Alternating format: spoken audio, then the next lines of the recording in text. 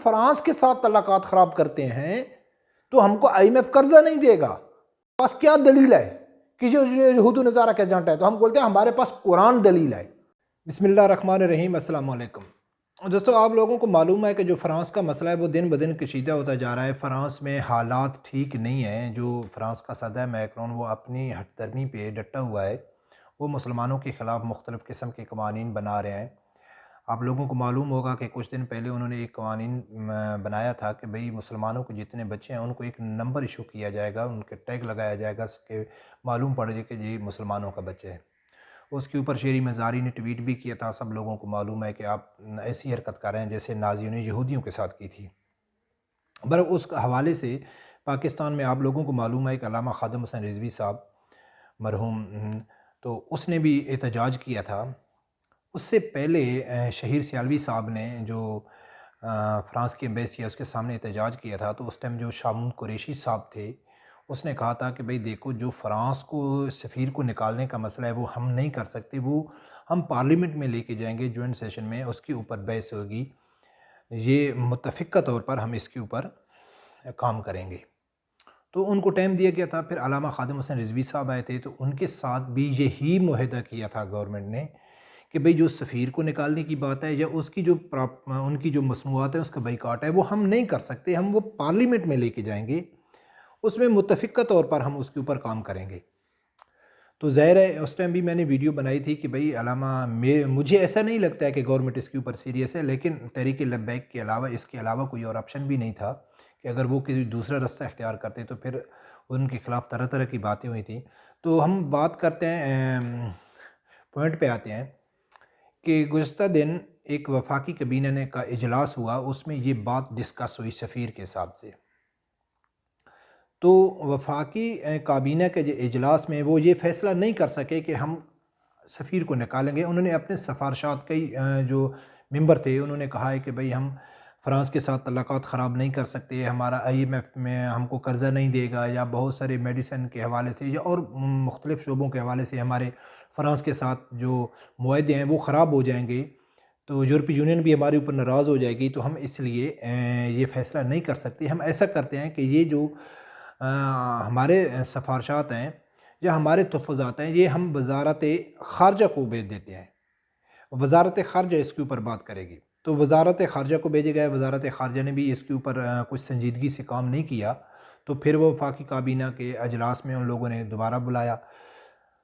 तो लास्ट में आप लोगों को ये बताऊं कि ख़ासकर जो गवर्नमेंट के सपोर्टर हजरात हैं वो क्या कह रहे थे कि भाई ये गवर्नमेंट नहीं कर सकती, ये अपोजिशन के साथ मिलके असम्बली में जाके इसके ऊपर काम होएगा। तो उनको मैं ये बताना चाहता हूँ कि अपोजिशन तो अभी दूर की बात है, असम्बली में ले जाना तो अभी दूर की बात है। जो वफाकी काबीना हुकूमत के नुमाइंदे, जो मौजूदा हुकूमत है वो इसके ऊपर मुत्तफ़िक नहीं है। इया कनाबोदो व इया कनस्ताइन वाले, रियासत मदीना बनाने वाले इसके ऊपर मुत्तफ़िक नहीं है कि हम फ्रांस के सफ़ीर को बाहर निकाल दें। और क्या कह रहे हैं कि हम अगर ऐसा करते हैं तो हमारे हालात ख़राब हो जाएंगे, हमारी यूरोपीय यूनियन में हम तनहा रह जाएंगे, या हमारे उनके साथ जो मुआहदे हैं या हमारे ऊपर बड़ा असर पड़ेगा। तो दोस्तों, मैं आप लोगों को एक कुरान पाक का हवाला देना चाहता हूँ कि सूरत मैदा में 51 आयत में अल्लाह की ज़ात क्या फरमाता है कि यहूद नसारा, ईमान वालों, यहूद नसारा तुम्हारे दोस्त नहीं हो सकते, जो उनसे मेल जोल रखेगा वो उन्हीं में से है। तो इस आयत को देख के बहुत लोग यही समझते हैं कि यार क्या हम यहूद नसारा से तल्लुक़ ख़त्म कर दें, हम उनके साथ हमारे जो ट्रेड हैं या लेन देन है या उनके साथ हमारे जो तल्लुक़ात हैं वो हम बिल्कुल ख़त्म कर दें। कुरान तो हमको यही बोल रहा है। नहीं, ऐसा नहीं है भाई। हर आयत के पीछे एक वजह होती है। अगर आप उसकी तफसीर में जाके देखेंगे फिर आप लोगों को मालूम पड़ेगा कि इस आयत की नौबत क्यों आई, अल्लाह की ज़ात ने ये आयत उतारी क्यों। कि उस टाइम जो अल्लाह की ज़ात उनको बोलता है कि जिनके दिल में खोट आए, उस टाइम भी कुछ लोग ऐसे मुसलमान थे कि जो क्या कहते थे कि हमने कलमा भी भर लिया है लेकिन हम मक्का वालों के साथ तल्लुकात ख़राब नहीं करते। तो दोस्तों, आप कोई भी तफसीर उठा के पढ़ लो इस टाइम, ज़्यादा अगर आप तफसीर इब्न कसीर उठा लो, कोई भी आपको तफसीर अच्छी लगती है वो उठा लो, आप देखो कि उसके ऊपर पूरा डिटेल से बताया गया है कि उस टाइम वो क्या कहते थे कि हम यहूद नसारा से तल्लुकात ख़राब नहीं करते। क्यों? कि वो ताकतवर हैं, वो पैसे वाले हैं, वो हमको नुकसान पहुंचाएंगे, वो हमारे ऊपर गालिब आ जाएंगे, हम उनके साथ मेल जोल रखते हैं, उनसे मोहब्बत रखते हैं कि हम उनसे फ़ायदा उठाएं, वो पैसे वाले हैं, वो अमीर हैं, तो अल्लाह की ज़ात क्या फरमाता है कि वो तुम्हारे दोस्त नहीं हो सकते, वो आपस में दोस्त हैं, वो मुसलमानों के खिलाफ साजिशें करते हैं। आप लोगों को मेरे ऊपर भरोसा होना चाहिए, आप लोग मेरे ऊपर यकीन रखो। यहूद नसारा के साथ दोस्ती रखना, मेल जोल रखना या तअल्लुकात रखना, उसका यह मकसद नहीं है कि हम यहूद नसारा के साथ तअल्लुकात ख़त्म कर दें। उन अल्लाह की ज़ात क्यों फरमाया कि वो लोग क्या बोलते थे कि हम इनके साथ तअल्लुक ख़राब करेंगे तो ये हमको नुकसान पहुँचाएंगे, ये पैसे वाले हैं, इनसे हमको फ़ायदा उठाना चाहिए, ये हमारे ऊपर हावी आ जाएंगे। तो जितने भी मेरे व्यूअर हैं, जो लोग मेरी वीडियो सुन रहा है, खुदारा अपने ईमान से देखो कि क्या पाकिस्तान में जितने भी सियासी लीडर हैं, मौजूदा हुकूमत हो गई या बाकी भी जितनी हुकूमतें गई हैं, क्या सबका यही एजेंडा नहीं है कि भाई हम यहूद नसारा इनके साथ तल्लुकात ख़राब नहीं कर सकते, हम यूरोपीय यूनियन में अलग हो जाएंगे, वो पैसे वाले हैं, हम उनसे IMF से कर्जा लेते हैं, वो हमको पैसे देते हैं। तो अल्लाह की ज़ात उनके लिए क्या फरमा रहा है कि वो उन्हीं के दोस्त हैं, जो उन्हीं के साथ तल्लुक रखेंगे वो उन्हीं में से हैं। हम कहते हैं कि यार ये लोग यहूद नसारा के एजेंट हैं, तो हमारे मुखालफिन जो हमको हमारे दोस्त कहते हैं कि आप लोगों के पास क्या दलील है कि जो यहूद नसारा के एजेंट है, तो हम बोलते हैं हमारे पास कुरान दलील है। कुरान वाज़े कह रहा है कि जो यहूद नसारा से इस नज़रिए से दोस्ती रखेगा कि ये हमको नुकसान पहुँचाएंगे, हमको इनसे फ़ायदा उठाना चाहिए, तो इन लोगों ने नबी अकरम सल्लल्लाहु अलैहि वसल्लम की हुर्मत से ज़्यादा पैसे को तरजीह दी हुई है। तो पाकिस्तान में हालात ठीक होंगे? नहीं होंगे दोस्तों, पाकिस्तान में हालात और ख़राब होंगे। जिस दिन इस हुकूमत ने तहरीक लब्बैक वालों के साथ मुआहदा किया था, तो दूसरे दिन जो नूरुल हक कादरी साहब है, उसने BBC को इंटरव्यू दिया था कि भाई इस मुआहदे की कोई अहमियत नहीं है, दूसरे दिन ही मुकर गए थे। खैर उनका तो इरादे झूठ फरेब था। तो मैंने क्या कहा था कि अल्लाह के अजाब से डरो, अल्लाह के अजाब को दावत मत दो।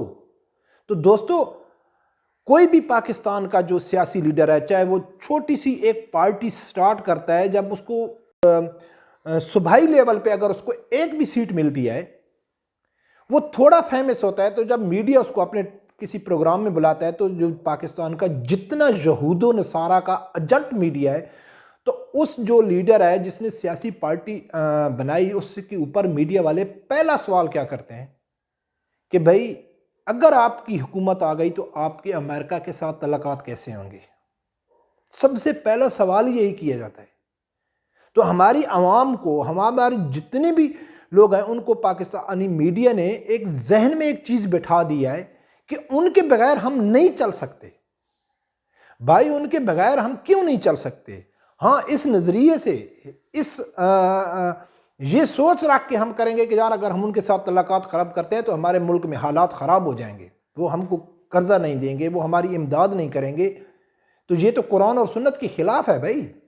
अब जाके चेक कर लो सूरत मैदा में, उसकी आयत पढ़ो और उसकी तफसीर पढ़ो, आप लोगों को मालूम हो जाएगा।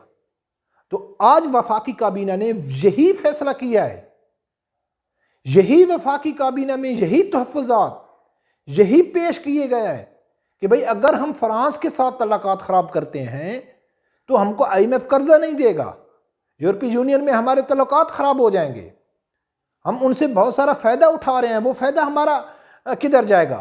तो उन्हीं को अल्लाह की ज़ात क्या फरमा रहा है कि वो उन्हीं में से हैं जो इस नज़रिए से यहूद नसारा के साथ दोस्ती रखते हैं। तो दोस्तों, ये समझना कोई इतना मुश्किल नहीं है। लेकिन गवर्नमेंट ने तो अभी पार्लियामेंट में तो ये बात गई ही नहीं, गवर्नमेंट ने भी इसको मंजूर नहीं किया है। तो जो PTI के ख़ासकर गवर्नमेंट के फॉलोअर हैं, आप लोगों को थोड़ा सोचना चाहिए इसके ऊपर कि आपकी गवर्नमेंट तो हमारी है, लेकिन आप लोगों की पसंदीदा गवर्नमेंट है, आपका पसंदीदा लीडर है कि बोलते हैं कि यार वो बेचारा करना चाहता है लेकिन माफिया उसको नहीं करने देता है। तो अभी माफिया तक, अपोजिशन माफिया तक बात नहीं गई। जो उसके अपने वज़रा, अपने वफाकी काबीना के जो मेंबर हैं, उन्होंने इस चीज़ के ऊपर एतराज़ उठा के उसको स्किप कर दिया, उस कचरे में डाल दिया, वो जो लेके आए थे। तो दोस्तों, ये मेरा पैगाम था आप लोगों के लिए। ये गवर्नमेंट संजीदा नहीं है। अब आगे मौलाना साद रिजवी साहब ने ऐलान किया हुआ है कि भाई अगर गवर्नमेंट ने हमारा ये बात नहीं मानी तो हम उसके ख़िलाफ़ एहतजाज करेंगे। तो फिर आगे वाले वक्त में देखते हैं क्या होता है, लेकिन फ़िलहाल गवर्नमेंट इसके ऊपर संजीदा नहीं है। अपोजिशन तो अभी दूर की बात है। तो दोस्तों, अगर मेरी ये वीडियो आप लोगों को अच्छी लगे तो प्लीज़ इसे लाइक कर देना और मेरे चैनल मलिक इन्फो 24 को सब्सक्राइब कर देना। अल्लाह हाफ़िज़।